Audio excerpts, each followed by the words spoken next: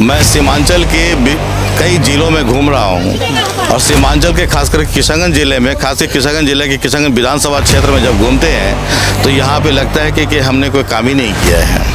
भरोसा किया था उन पर जिन्होंने हमको लुटा है, क्या भरोसा किया था उन पर जिन्होंने हमको लुटा है, किन किन का नाम गिनवाए सभी ने हमको लुटा है।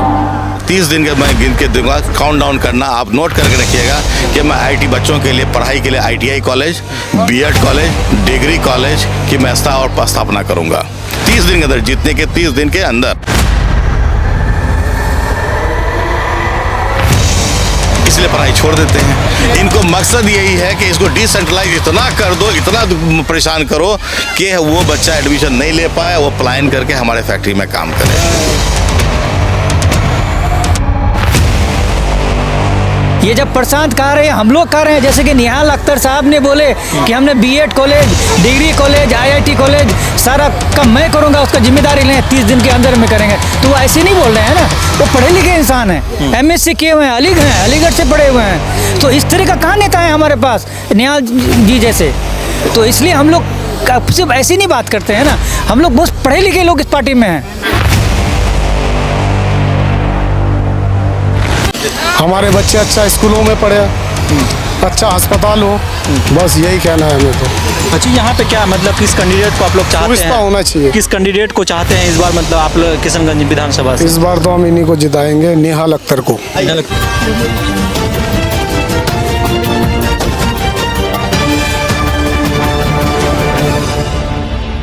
जय हिंद, आप देख रहे हैं द मीडिया लाइव और मैं हूं आपके साथ इकराम।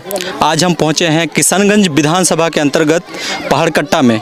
ये पोठिया इसका प्रखंड है और यहाँ पे जनता आज जनसुराज पार्टी का एक आयोजन किया गया है, भव्य आयोजन किया गया है। यहाँ पे लोग जनता है यहाँ, और यहाँ पे जो प्रत्याशी भावी प्रत्याशी है और जनसुराज के जिला प्रवक्ता भी है, वो भी यहाँ पे मौजूद है। चलिए यहाँ बात करते हैं लोगों से और उनसे भी बात करते हैं और यहाँ के जनता से बात करते हैं और जानने का कोशिश करते हैं कि उन लोग का इस प्रोग्राम का मकसद क्या है और यहाँ का जनता क्या सोच रहे हैं जनसुराज को लेकर। तो ये है हमारे साथ अभी जिला प्रवक्ता, जो जनसुराज पार्टी के जिला प्रवक्ता भी यहाँ पे मौजूद है। बात करते हैं और जानने का कोशिश करते हैं कि इसका जो आज मेन मोटिव था क्या था। सर, सीधा सवाल आपसे कि ये जो आज मीटिंग रखे थे, इसका क्या मेन मोटिव था आज? मेन मोटिव वेरी सिंपल था कि हम लोग गांव-गांव में जाते हैं, जन स्वराज के बारे में बताते हैं, जन स्वराज का उद्देश्य क्या है, जन स्वराज आने वाले 2025 के चुनाव में किस तरह से काम करेगी और यहाँ की ग्रामीण और विधानसभा क्षेत्र पूरे बिहार की जनताओं को किस तरह से फ़ायदा पहुँचाएंगे, उस सारी जानकारियों को लेकर के हम जन जन तक जाते हैं। हमारी जनता, ये जो पार्टी है जन स्वराज पार्टी, ये कोई व्यक्ति विशेष की पार्टी नहीं है, ये पार्टी जनता की पार्टी है, जनता ने मिल करके बनाया है।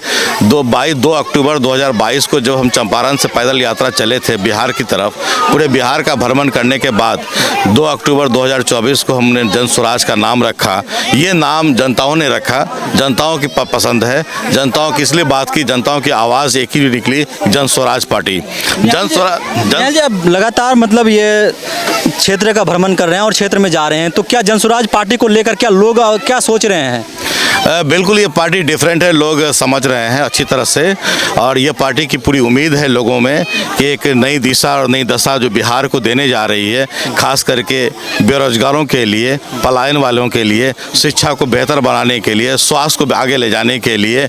और जब से सरकार 50 साल या 60 साल से हम आज़ादी के हम कह रहे हैं 78 साल से जो सरकार अभी चल रही है और सरकार जो चला रही है, उन लोग सिर्फ लोगों को, ग्रामीणों के बीच में अब तक कोई काम हुआ नहीं है।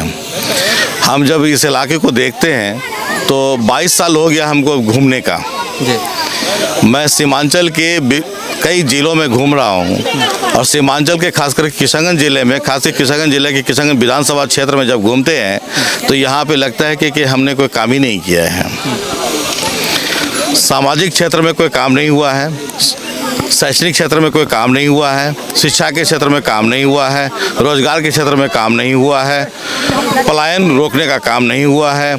यहाँ पे छोटे छोटे जो बेरोजगारों के लिए रोजगार की जो मुहैया कराने का होना चाहिए वो अब तक नहीं हुआ है। तो ये देखा गया कि जो बच्चे बड़े होते हैं, तो जो नौनिहाल बच्चे जो आप देखते हैं, जो बच्चे सामने हैं, ये बच्चे जैसे ही अब खड़े होंगे, 18 साल होंगे या हो सकता है कि 15 साल में ही ये बच्चे अपने घर की जिम्मेदारी संभालने के लिए दिल्ली चले आते काम करने के लिए। क्या ये देखा गया कि यहाँ जो सीमांचल का किशनगंज का जो क्षेत्र है, ये लगता है कि मजदूरों का हब बना हुआ है, एक मजदूर का हब है, हम जाएंगे वहाँ से मजदूर लेके चले आएंगे, ये देखा गया। लेकिन ये यहाँ के बारे में कोई आज तक आवाज़ नहीं उठाया कि सुरजापुरी मुसलमान जो यहाँ पे है, जिसका रिजर्वेशन की ज़रूरत है, आज हम लोग पढ़ाई के क्षेत्र में बहुत पीछे हैं, उसके बारे में कोई आवाज़ नहीं उठा रहा है कि भाई रिजर्वेशन 1 की सेक्शन 1 की दर्जा दिया जाए, ताकि यहाँ के बच्चे ऑफिसर बने, यहाँ के बच्चे IAS बने।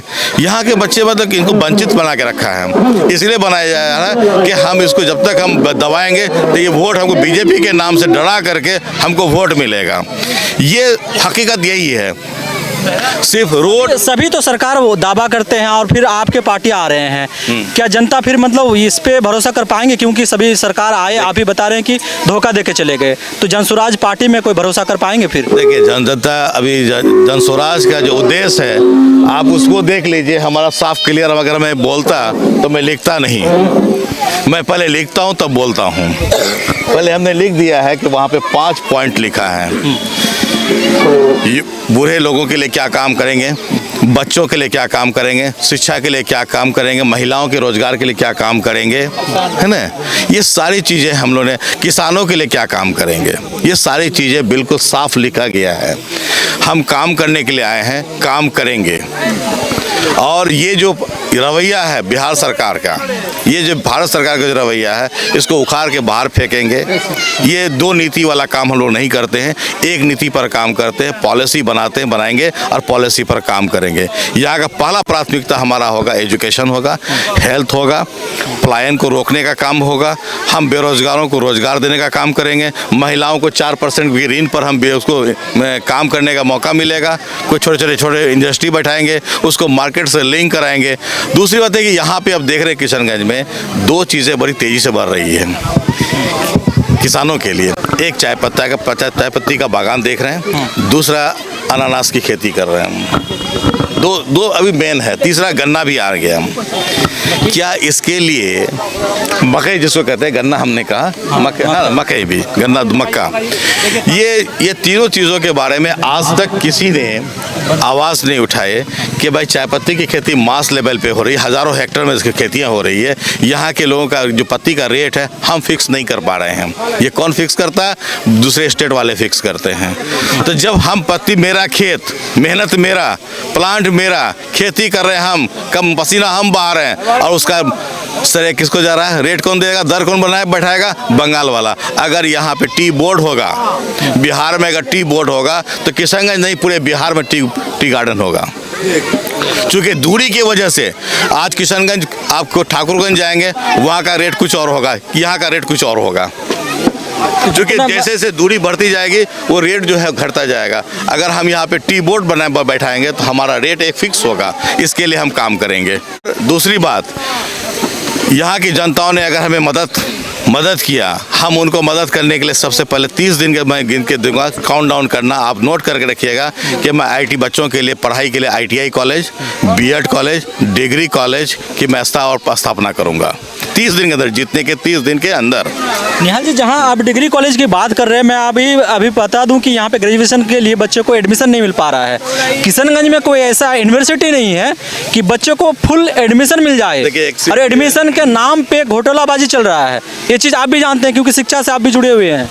देखिए, इसमें शिक्षा से हम जुड़े हुए हैं। दरअसल ये है कि एक सिस्टम बहुत ही लड़चड़ा गया है, इसलिए कि एक बच्चा अप्लाई करता है, उसको पता भी नहीं था कि किस कॉलेज में मुझे पढ़ना है। कॉलेज डिसाइड नहीं कर पाता है, वहाँ से लिस्ट बनती है मेरिट लिस्ट बनती है, हम यहाँ पर हम चढ़ेंगे, मेरे पास पैसे नहीं हैं, मैं गरीब बच्चा हूँ, मुझे मारवाड़ी कॉलेज मिल जाएगा, मैं जाके पढ़ लूँगा, क्योंकि घर से नज़दीक है, साइकिल से भी जा सकता हूँ, बाइक से जा सकता हूँ, किसी के सहारे जा सकता हूँ, यही जा सकता हूँ। लेकिन हमारा एडमिशन अगर मधेपुरा हो जाए, हमारा एडमिशन भागलपुर हो जाए, हमारा एडमिशन कहीं पटना हो जाए, तो हम क्या करेंगे? वही होता है, बच्चा पढ़ाई छोड़ देता है। ये इसलिए पढ़ाई छोड़ देते हैं। इनको मकसद यही है कि इसको डिसेंट्रलाइज इतना कर दो, इतना परेशान करो कि वो बच्चा एडमिशन नहीं ले पाए, वो पलायन करके हमारे फैक्ट्री में काम करे। आज आप नल जल योजना को ले लीजिए सरकार का, क्या योजना तो पूरा फेल है। पूरा फेल है, आप खुद एक्सेप्ट कर रहे हैं फेल है, तो हम तो बताने से पहले आप ही कर रहे हैं फेल ये है। तो फेल है, सबको जनता को पता है, मैं नहीं, जनता को पता है, क्योंकि मैं आज ग्राउंड से जुड़ा हूँ। हम विकास का काम विकास तभी कहेंगे, तरक्की की बात तब करेंगे जब एक लाचार आदमी, बूढ़े आदमी, बीमार आदमी हॉस्पिटल जाए, सरकारी हॉस्पिटल जाए, वहाँ पे इलाज करा के वापस आए और ये कहे कि मेरा इलाज सही से हो गया, तब हम समझेंगे कि हेल्थ पर विकास हुआ। एक बच्चा स्कूल से पढ़ करके ये वापस ये कहे, दूसरे दिन अगर स्कूल नहीं जाए किसी की वजह से, तीसरे दिन ये महसूस कर ले कि आज स्कूल हम नहीं गए थे तो अफसोस हो रहा है, तो उस दिन समझे कि शिक्षा पर हमारा काम हुआ है। बिल्डिंग बनाएंगे, बैठे सीटिंग अरेंजमेंट बनाएंगे, बच्चों के इंफ्रास्ट्रक्चर डेवलप करेंगे। जो बच्चे मेडिकल IIT की तैयारी करने के लिए कोटा दिल्ली जाते हैं, उसकी पूरी सुविधा हम यहाँ पे फ्री ऑफ कॉस्ट करेंगे, एक पैसा किसी को नहीं लगेगा। जो बच्चे पढ़ना चाहेगा, मेडिकल इंजीनियरिंग की तैयारी करेगा, उसके लिए हम फ्री ऑफ कॉस्ट वहीं के टीचर को ला के पढ़ाएंगे, वहीं के टीचर को, कोटा और दिल्ली के टीचर आपके पोठिया में आकर के पढ़ाएंगे।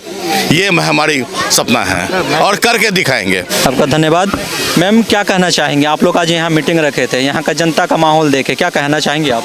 जनता में काफ़ी उत्साह है। जनता भी चाहती है कि अब उनके मुद्दों पर बात हो, हमारे मुद्दों पर बात हो, हमारी जो मसाइल है, मसले हैं, उन पर बात हो। यहाँ की जनता काफ़ी जागरूक है और जनता का काफ़ी सपोर्ट मिला और आज का ये मीटिंग बहुत ही ज़्यादा कारामद साबित हुआ।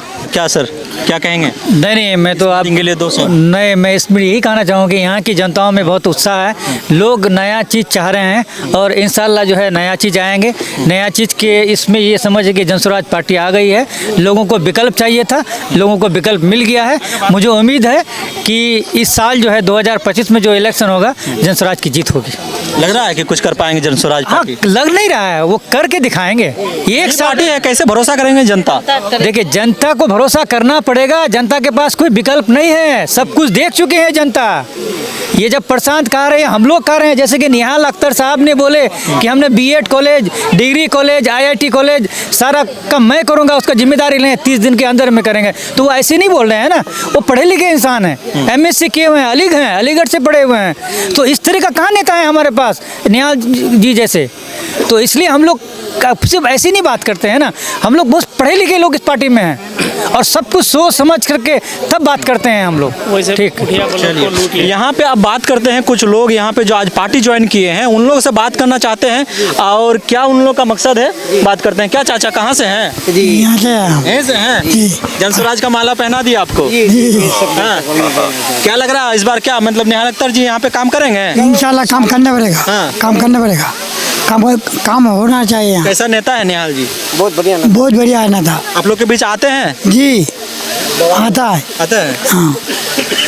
कहाँ से आप? हम यहीं से। बोलो क्या कहना चाहेंगे इस पार्टी के लिए? क्या करना चाहेंगे, वो तो नेता अच्छा नेता है, होना चाहिए। नेता कोई गलत नहीं है, अभी हमारे लिए सही है और वोट उसी को देना है। किसको? जनस्वराज। हाँ, जनस्वराज को। हाँ, निहाल अख्तर को। क्या नाम है भाई आपका? मिस्टर इफ्तिखार। क्या इफ्तिखार जी, क्या कहना चाहेंगे? जनस्वराज का स्टिकर लगा लिया आज आपसे। जी, आज से हम ये पार्टी ज्वाइन कर लिए और इंशाल्लाह हमेशा इसी पार्टी से जुड़े रहेंगे। ठीक है। और दूसरी बात, जो भी है हमारे ये पारकटा पंचायत में हर कोई वोट के टाइम आ जाते हैं कि ये कर देंगे, वो कर देंगे, जबकि MLA होते हुए, MP होते हुए अभी हमारा एक मिनी ब्लॉक हाटखोला पंचायत वहाँ पे तैयार नहीं हुआ है। सही है। ये बोलते हैं कि वोट दे दो नहीं तो हार जाओगे, गोश्त खाना बंद। हम क्या गोश्त खाने के लिए पैदा हुए हैं? हमारे बच्चे अच्छा स्कूलों में पढ़े, अच्छा अस्पताल हो, बस यही कहना है हमें तो। अच्छा, यहाँ पे क्या मतलब किस कैंडिडेट को आप लोग चाहते सुविधा हैं? होना चाहिए। किस कैंडिडेट को चाहते हैं इस बार, मतलब आप लोग किशनगंज विधानसभा से? इस बार तो हम इन्हीं को जिताएंगे, नेहाल अख्तर को। नेहाल अख्तर को। जी, जन स्वराज ऐसा पार्टी। नेता है नेहाल? बहुत अच्छा नेता है, हाँ? बहुत हैं आप लोग के बीच? कल मैं साथ में था उनके, जो इस्लामपुर अस्पताल में बहुत सारे पेशेंट को हम देखने गए थे। ठीक है, क्या नाम हुआ आपका? जी, मेरा नाम मोहम्मद नवाज सरवर हुआ। मैं जन स्वराज वाहनी प्रमुख हूँ पूरे किशनगंज अनुमंडल ज़िले के। मैं यहाँ कह रहा हूँ कि इस मरतबा जो है मुद्दे के ऊपर वोट डाला जाएगा कि जिस हिसाब से हमारे नेहाल अख्तर साहब और हमारे परेशान किशोर जी और हमारे बेबाकी से गरीबों के ख़िलाफ़, किसानों के लिए, बुज़ुर्गों के लिए जो आवाज़ उठाते हैं, शिक्षा के ऊपर, तालीम के ऊपर बात कर रहे हैं, तो इस मरतबा उस सिलसिले में हम लोग जन स्वराज को वोट करेंगे। और उम्मीद है कि इंशाअल्लाह जो लहरें और हवाएं हैं वो जन स्वराज के हर घर तक पहुंचेंगे इंशाअल्लाह, और जन स्वराज जो है एक भारी वोटों से जीतेंगे इस मरतबा। जन स्वराज का यही ये है कि जिस तरीके से हमारे नेहाल अख्तर अली साहब काम कर रहे हैं, और आप लोग सुने ही हैं, उनका इंटरव्यू देखे भी और उनसे सवाल जवाब भी हुआ। आप लोग खुद बताएं कि जन स्वराज क्या है, उनकी कारवा क्या है।